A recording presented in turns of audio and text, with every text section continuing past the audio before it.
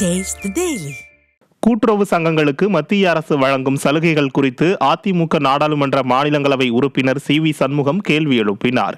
நாடாளுமன்றத்தில் அதிமுக மாநிலங்களவை உறுப்பினர் சி.வி. சண்முகம், கூட்டுறவு சங்கங்களுக்கான வருமான வரியில் நிவாரணம் அளிக்கிறதா, அப்படி அளிப்பதா இருந்தால் அதன் விவரம் என்ன, அப்படி அளிக்கவில்லை என்றால் அதற்கான காரணம் என்ன என்பது குறித்தும் கேள்வி எழுப்பினார்.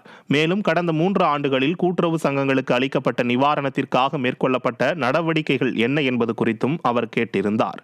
இதற்கு மத்திய அமைச்சர் அமித்ஷா அளித்த பதிலில், கூட்டுறவு சங்கங்களுக்கு வருமான வரியிலிருந்து விலக்கு அளிக்க பல்வேறு நடவடிக்கைகள் எடுக்கப்பட்டுள்ளதாக தெரிவித்துள்ளார். குறிப்பாக கூடுதல் கட்டணம் குறைப்பு, குறைந்தபட்ச வரி விதிப்பு முறையில் சலுகை, பணப்பரிமாற்றத்திற்கு நிவாரணம், புதிய நிறுவனங்களை தொடங்குவதில் சலுகைகள், கடன் பெறுவதிலும் அவற்றை திரும்ப செலுத்துவதிலும் சலுகைகள், பணம் எடுப்பதில் சலுகை உள்ளிட்ட பல்வேறு சலுகைகள் வழங்கப்படுவதாக தெரிவித்தார். நாட்டில் போதை புழக்கம் அதிகரித்திருப்பது குறித்து நாடாளுமன்றத்தில் அதிமுக மாநிலங்களவை உறுப்பினர் சி.வி. சண்முகம் அடுக்கடுக்கான கேள்விகளை எழுப்பினார்.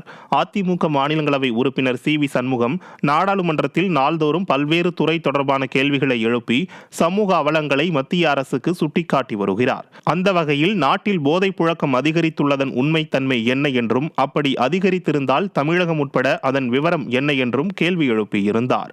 மேலும் இது தொடர்பாக தமிழகம் உட்பட நாடு முழுவதும் ஆய்வு ஏதேனும் மேற்கொள்ளப்பட்டுள்ளதா என்றும் கேள்வி எழுப்பினார். மேலும் இளையோர் போதை பழக்கத்திற்கு ஆட்படாமல் தடுப்பதற்காக எடுக்கப்பட்ட நடவடிக்கைகள் குறித்தும் அவர் கேள்வி எழுப்பினார்.